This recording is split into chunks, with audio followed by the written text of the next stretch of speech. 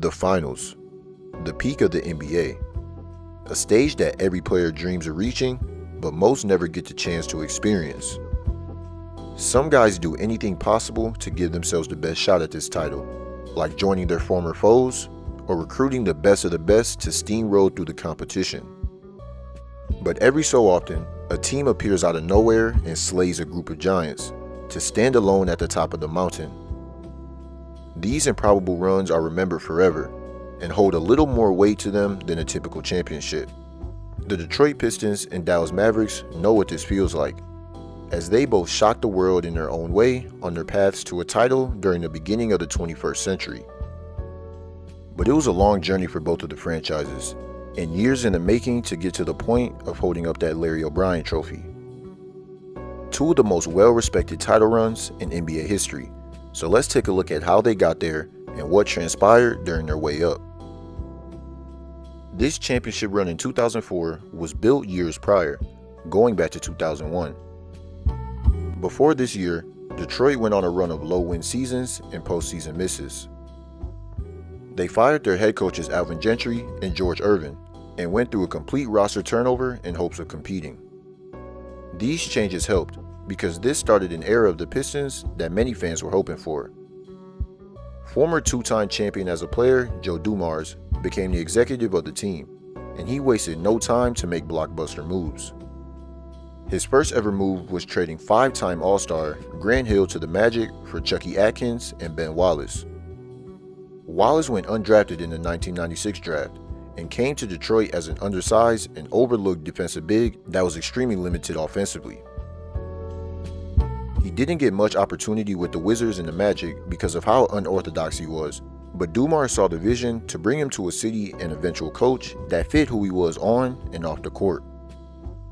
And that coach came the following year when Dumars hired first-time head coach Rick Carlisle to lead the new era in Detroit. The former player and longtime assistant was seen as the right guy for the job. He was joining a franchise that usually hired from within, but decided to take a different approach after having the 9th worst record in the league the year before. Dumars also traded for Sixth Man of the Year Corliss Williams. The team saw immediate success, putting up 50 wins and making the Eastern Conference semis. It was a great starting point for the Carlisle era. They had a roster with young potential and anchors on both sides of the ball. So they realized the opportunity they had in front of them, and Dumars and Detroit went all in to reload for the future. In the 2002 offseason, the Pistons drafted Tayshaun Prince in the first round and signed Chauncey Billups to a 5-year, $35 million mid-level exception deal. Prince was a 4-year starter at Kentucky and improved every season, but his glaring weakness was his thin frame. The Pistons were just looking to find someone productive late in the draft and knew for a long time that they wanted Tayshaun, but Dumars told his agent that there was no chance he'd fall to them at 23. However, he did, and this was the first chess piece to Dumars' best offseason as a Pistons GM. After the draft, Detroit realized that they had steady play at guard, but knew the team needed a more dynamic PG if they wanted to make the next step and become a legitimate playoff contender. That's where the push for Billups came. It was down to them in the Heat, but Chauncey chose Dumars' pitch and his vision for the future. After these two moves, he wasn't done, and his vision continued to form weeks before training camp in 2002, when Dumars traded leading scorer, two-time All-Star, and 30-point per game scorer Jerry Stackhouse to the Wizards for 23-year-old Rip Hamilton. This trade at the time was shocking to everyone, and Washington was very eager to hop on the deal. The Wizards still had 39-year-old Michael Jordan, and wanted to maximize their chances to win. So what better way than trading for a young star who's just coming off a 30 points per game campaign? Detroit made this trade more so because of the looming contract that Stackhouse would be eligible for, a 7-year, $103 million max that they just weren't comfortable paying. They also just watched a team, led by Stackhouse, average only 79 points a game and lose 4 straight to the Celtics in the second round of the playoffs. And they thought very highly of Rip Hamilton, who Dumars called one of the best young two guards in the NBA. The roster heading into the 2002 season was looking strong. They had a solid starting 5 with a young and experienced rookie coming off the bench, and they were ready to make that next jump into contention. Things didn't go as planned, however, as after another 50-win season, got swept in the conference finals against the New Jersey Nets.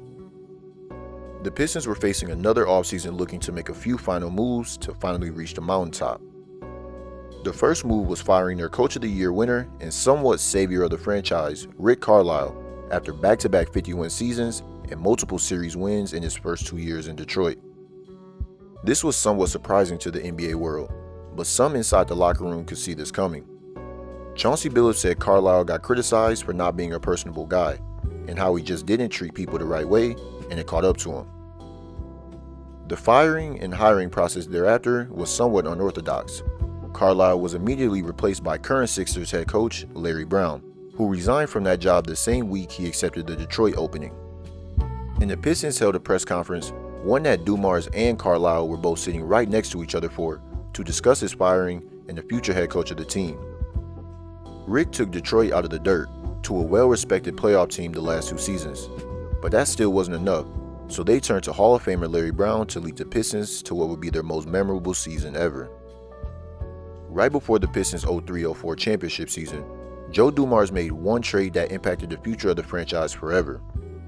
He traded starting power forward Clifford Robinson to the Warriors for Bob Sura, who at that time averaged below 10 points a game for Golden State. This was a salary dump for the rebuilding Warriors, and cleared the logjam in the Pistons' front court, but eventually wound up being a historic domino effect for the champs. The season started off nearly perfect. From December to January, Detroit went on a 13-game win streak. During that time, they were top 5 in both defensive rating and net rating, but a small rough stretch was on the horizon. In February, they went on a 6-game losing streak, thus influencing them to make a mid-season move that would officially put them over the hump. Remember that Cliff Robinson trade for Bob Sura prior to the season?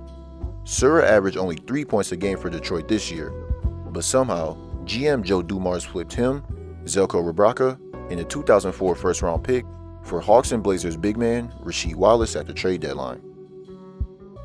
Dumars explained how this trade gave the Pistons, quote, a real chance to compete at the highest level in the NBA right now.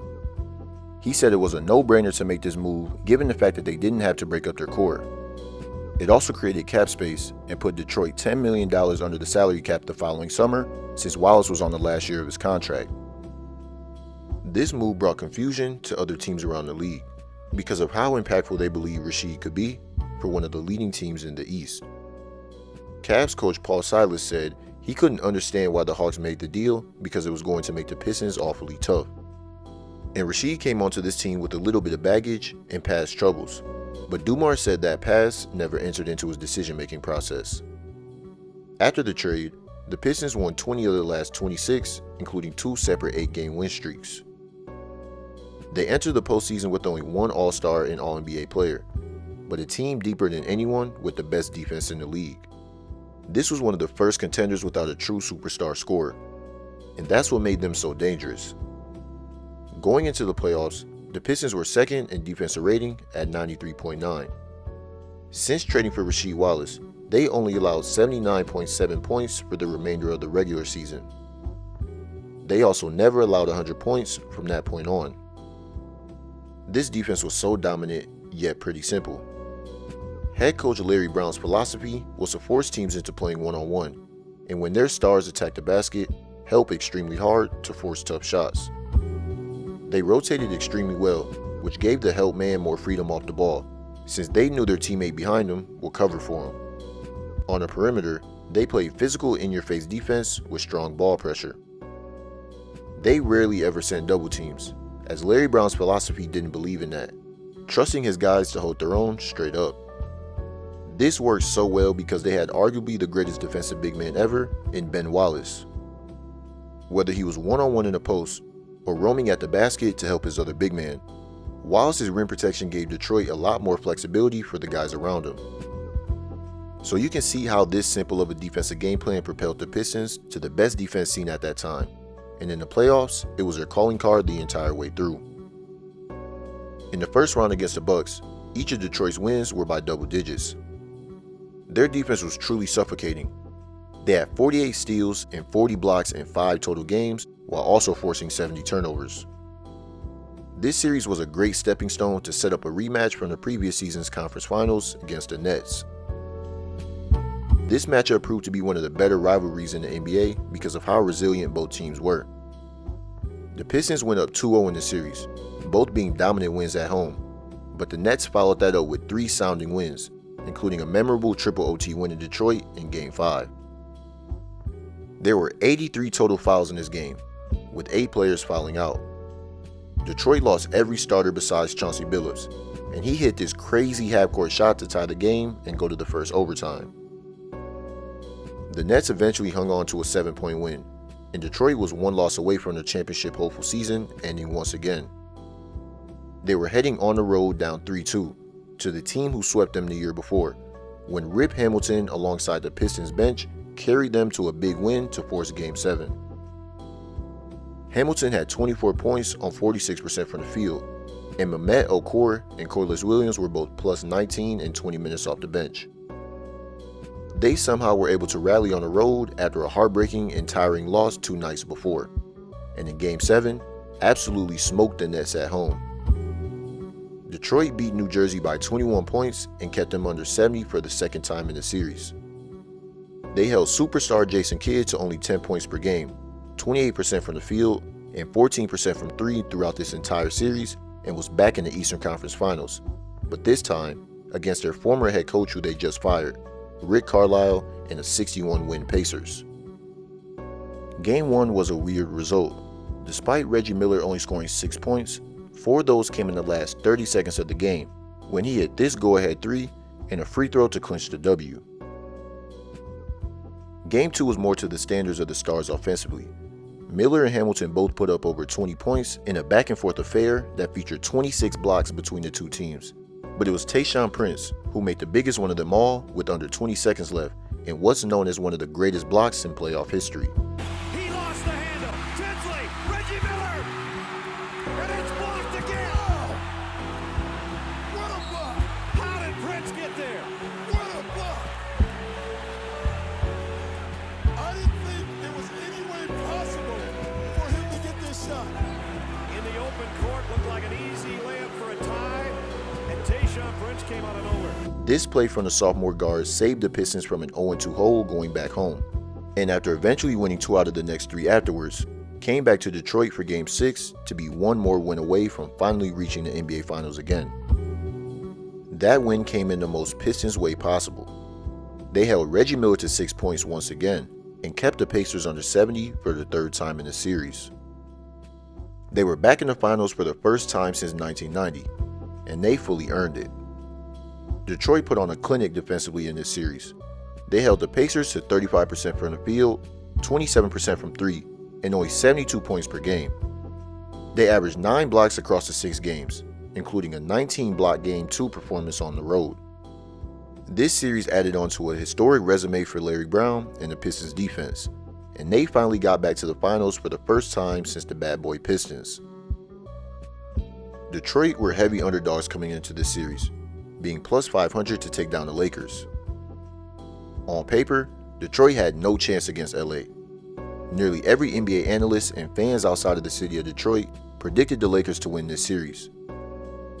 LA were the preseason favorites to win the finals, had just picked up Gary Payton and Karl Malone, and were coming off of a three-peat a few years prior.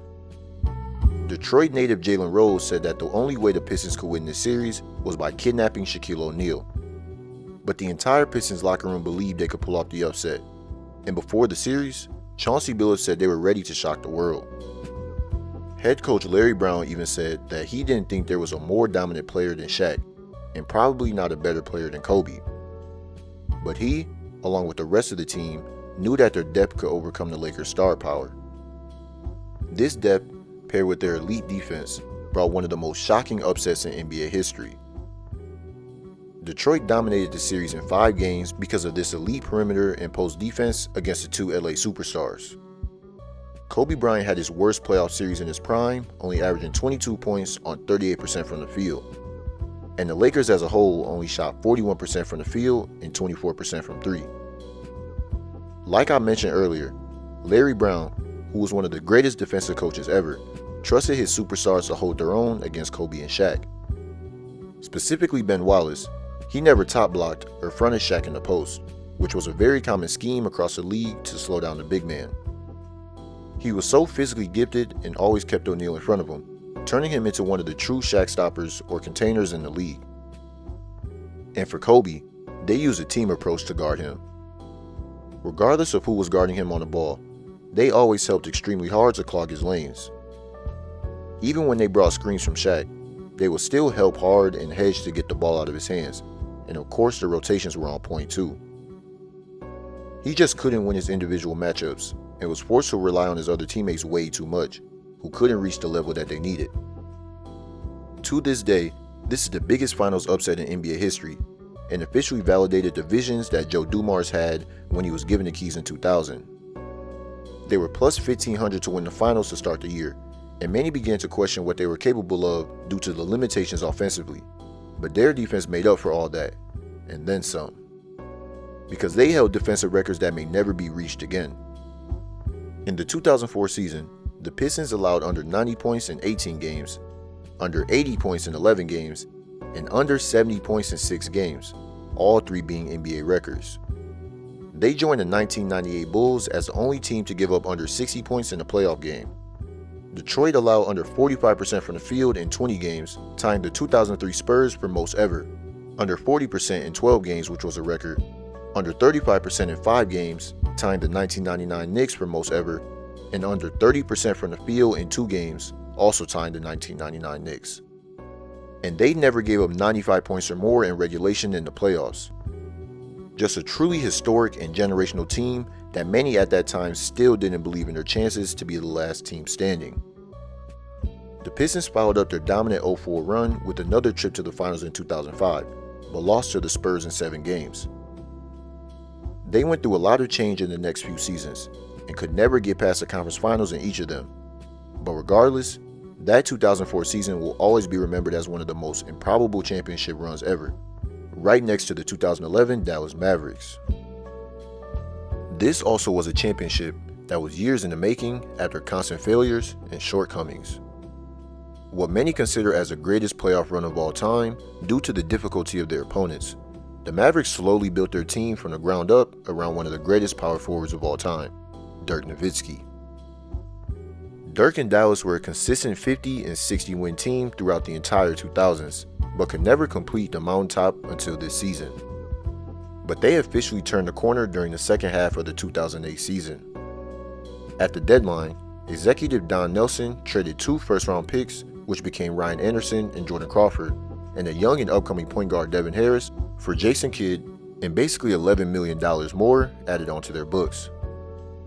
There was a lot of talk about this trade leading up to the All-Star break, and the NBA even made 2 different All-Star jerseys for Kidd because they didn't know which team he'd be on at that point. And the trade almost didn't happen, however, as Mavs forward Devion George blocked the original trade due to his bird rights. Eventually, the trade was made and the Nets were entering a rebuild, as Vince Carter and Richard Jefferson soon followed Kidd out of the door. The notion around this deal is that the Mavs were trading a young, brilliant point guard for an aging, declining point guard, all while paying $11 million and 2 picks for the opportunity. So J. Kidd was entering his second stint with Dallas, as he returned home to the team that originally drafted him in 1994. Then GM Don Nelson made his second big move a few months later, hiring the former Detroit Pistons Coach of the Year, Rick Carlisle, who jump-started the last improbable championship run in Detroit, before getting fired right before their title. Carlisle replaced Avery Johnson after 2 straight first-round exits, in a heated argument with Mavs owner Mark Cuban after a home loss against the Lakers before the playoffs. The former offensive coordinator type coach was given the keys to a team that featured a former MVP and a handful of valuable role players looking to finally get over the hump in the postseason. The following summer in 2009, Nelson made his next splash move by joining in on a 4-team mega deal that included sending Jerry Stackhouse to the Grizzlies, the Magic trading Hedo Turkoglu to the Raptors, and Toronto sending Shawn Marion to Dallas. The forward was coming off being traded from the Suns to the Heat, then to the Raptors in a 2-year span, and brought a two-way skill set that was perfect next to Dirk in the front court. Nelson and Cuban vowed to be aggressive after the recent shortcomings in the playoffs, and this continued all the way until their 2011 title run. Because at the trade deadline of the 2009-10 season, they moved 3 rotation pieces for Caron Butler, Brendan Haywood, and Deshaun Stevenson. The roster now included Dirk, Jason Kidd, Caron Butler, Jason Terry, Sean Marion, and a solid bench, but this made no real difference as they lost in the first round to the Spurs, thus facing another offseason of potential moves. And this was the beginning of the Dallas Mavericks finally finding that recipe for success. In 2010, they re-signed Dirk, traded for Tyson Chandler, and signed Peja Stojakovic, but entered the season with the 7th best odds to win the title at plus 2,000. The re-signing of Nowitzki was even more important, given the fact that Dallas was only able to offer him $16 million less than the $96 million max Dirk was eligible for. But Dirk took a pay cut to ignore other suitors while sticking to his desire to chase a championship in Dallas, and believed in the moves from the Mavs front office that included signing Caron Butler, Brendan Haywood, and eventually Tyson Chandler. Up to this point, they'd won 50 games in 10 straight seasons, but were the only franchise without a championship out of the 4 teams to have won that many games that many times in a row. The team was now left with only 2 players from the 2006 Finals runner-up, but they finally were ready to flip that script and felt like they put the right team together to win the franchise's first championship. And they came out blazing. Dallas went on a 12-game win streak from late November to early December, then followed it up with a 17-1 stretch from January to March. But right before that first run, they lost their 2 best players to substantial injuries. Dirk suffered a strained right knee in late December, forcing him to miss 9 games, which was his most ever up to that point. Their second leading scorer, Caron Butler, ruptured his patellar tendon in his right knee a few days later, ending his season. Dallas had lost him and Dirk both to knee injuries, and a rough losing stretch was the results of it. But Nowitzki returned, thus starting that January win streak and a strong finish to the season. They once again had a top 3 seed and faced a very solid and deep Portland Trailblazers. The first 5 games all went to the home teams and down to the wire matchups, but the Mavs knew whoever won the first road game would ultimately win the series, and that's what they did in Game 6. After a late surge by the Blazers, the Mavs fought back to close the series out on the road. This set up a date with the back-to-back reigning champs, the Los Angeles Lakers, and arguably the best scorer in the world, Kobe Bryant. This was the start of, in my opinion, the greatest individual playoff run from anyone in NBA history. The Lakers were favorites of minus 370 to beat Dallas in this series, but Dirk and crew shocked the NBA by how much they dominated the 2 seed out west. Nowitzki averaged 25 points and 9 rebounds on 57% from the floor, 73% from 3, and 94% from the free throw line in the sweep. He absolutely took the souls from the Lakers, who looked to be out of gas after 3 straight finals trips and heavy international play from Kobe and Pau Gasol. But LA blew some big opportunities in this series. They led by 18 in the second half of Game 1, was also 1 shot away from winning that game, and had a late lead in the fourth of Game 3.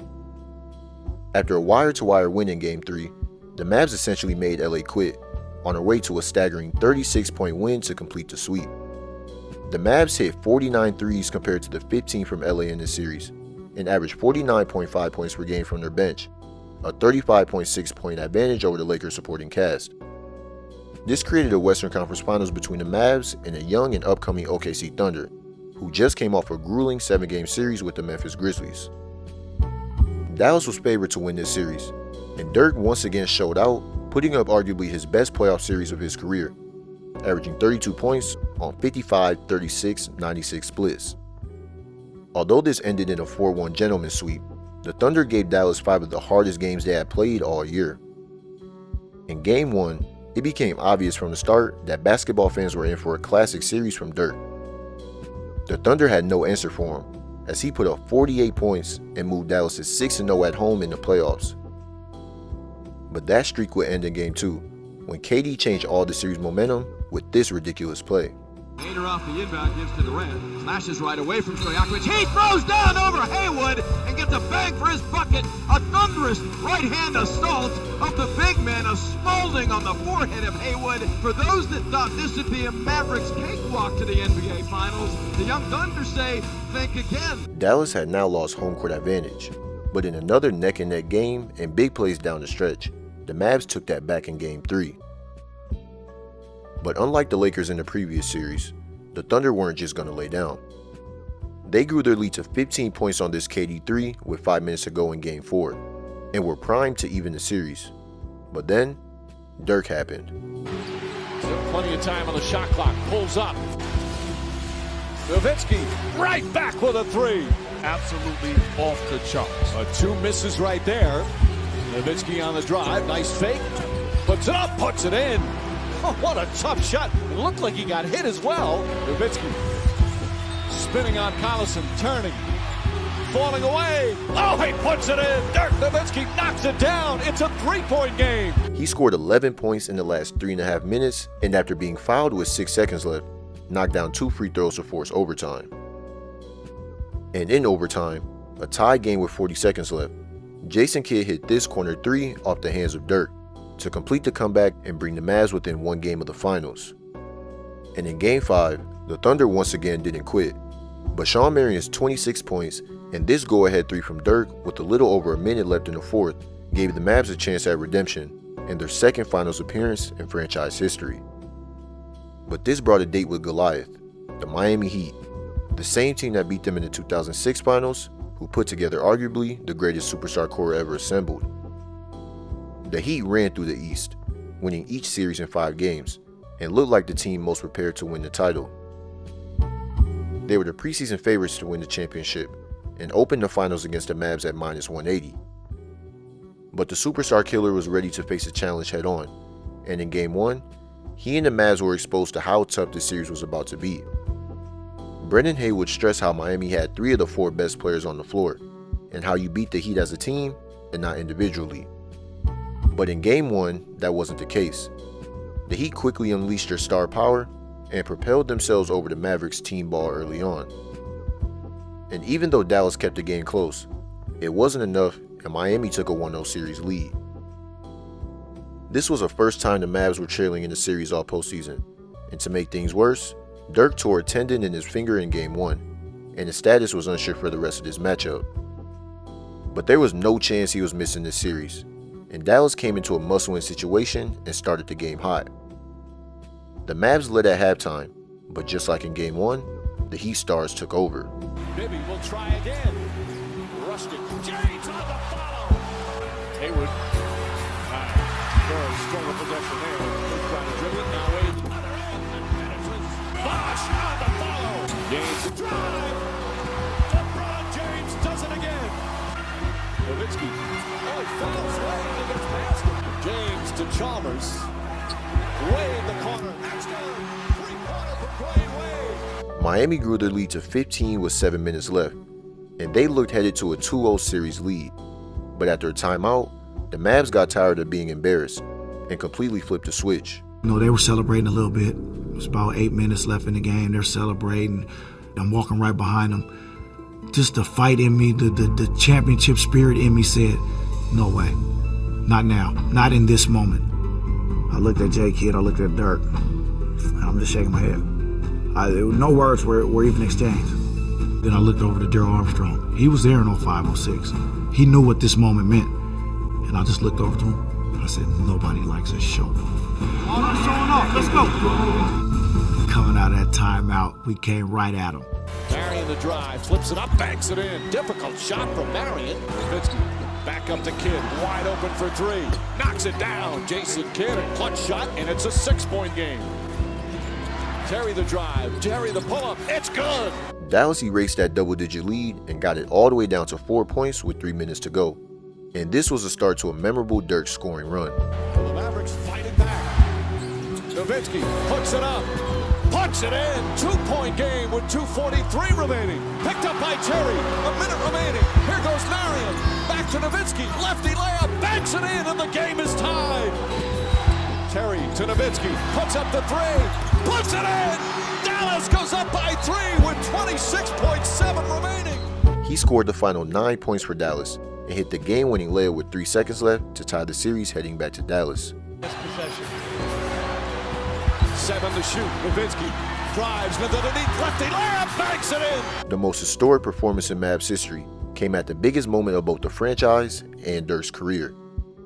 And Dallas took home court in what looked to be a back-and-forth series. Game 3 was no different from the first 2. Back and forth early on, then a blown lead from the Heat, and another crazy scoring run from Dirk to close the game. Nowitzki scored the final 12 points for the Mavs and hit the game-tying fadeaway jumper with a little over a minute left. But this time, Miami responded and was on the right side of a game winner. Marion doubles. They switch on. LeBron James notched the open jumper.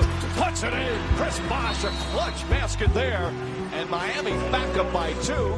Bosh hit that mini to take the lead and gave Dirk one last chance to be the hero again. But he wasn't able to write the same story as he did in Game 3, leading to a Miami win. The Heat survived another avalanche from Nowitzki and took back home court to come 2 games from the Big Three's first title. And the Mavs situation went from bad to worse, as Dirk came down with the flu. And this impacted him in Game 4, as he got off to a slow start. But like the Mavs had done after every hurdle this postseason, they responded. Rick Carlisle moved J.J. Barea into the starting lineup over Deshaun Stevenson, and his energy, along with the rest of the Dallas supporting cast, was just enough to keep them close until another Dirk fourth quarter run. He scored 10 of the Mavs' 21 fourth quarter points, and helped give them a 1-point lead with 30 seconds left. And they needed just one last bucket from their leader, and he delivered. Haslam right up on him. He's going too early. Drives underneath. Layup. He puts it in. Nowitzki makes it a 3-point game. They got to stop in the last possession. Miller looking. Finds Wade. Wade lost the ball. Goes to the backcourt. Gets it to Miller. Miller puts it on. Air ball. And that's it. The Mavericks have evened the series. And this series became a best-of-3 heading back to Miami. But before Game 5, LeBron and D-Wade were caught mocking Dirk, joking about how they were getting sick. Oh, did y'all hear me cough? I think I'm sick.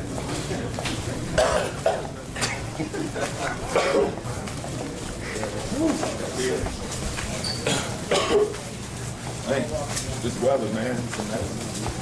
Weather is It's crazy. hard to go from 85-degree weather and then go to 90. This caught the attention of Nowitzki, as he called it childish and a little ignorant. Look at the video of Wade and LeBron coughing. Dwayne said that that was a real cough, by the way. Well, I just thought it was a little childish, a little ignorant. You know, I've been in this league for 13 years. I never faked an injury or an illness before. But you know, that's just, it happened. It's over to me. It's not going to add anything extra to me. This is the NBA Finals. If you need an extra motivation, you have a problem. Some believe, however, that this did add fuel to the fire for Dallas and brought a little karma onto the Heat. Because from that point on, the Mavs set the pace, and Dwayne Wade left Game 5 with a hip injury. Everything began to click for Dallas. They started 6 for 8 from 3 and stayed neck and neck once again with the Heat through the first half. But Wade eventually returned, and he and LeBron brought Miami back into this pivotal Game 5. It was a 3-point game at halftime, and that margin only grew to 5 to start the fourth, setting up another classic finish between the two heavyweights. D-Wade started the last frame hot, scoring 7 points in the first 6 minutes to help take their first lead since the second quarter. But down the stretch, the Mavs, like before, closed the game making big shot after big shot. Many called this one of the best finals games in recent memory, and Dallas was one game away from finally reaching their goal as the best team in the world. Game 6 went no different from the first 5, but the Mavs saw themselves so close to finally finishing the job when Dirk's shooting touch abandoned him. He started 1 for 12, and the Heat found themselves on a 14-0 run. The Mavs role players kept them in the game once again, and Nowitzki's sidekick, Jason Terry, who was the other survivor of the 2006 finals loss, put up 19 points in the first half. Dallas eventually took control and never let go of the rope. Their closer showed up when he needed and sealed the deal to win the Dallas franchise their first NBA Finals. The Mavs ended the postseason on top of the most improbable championship run of all time. LaMarcus Aldridge and Brandon Roy, Kobe, KD, Russ, and Harden, and now LeBron, D-Wade, and Chris Bosh.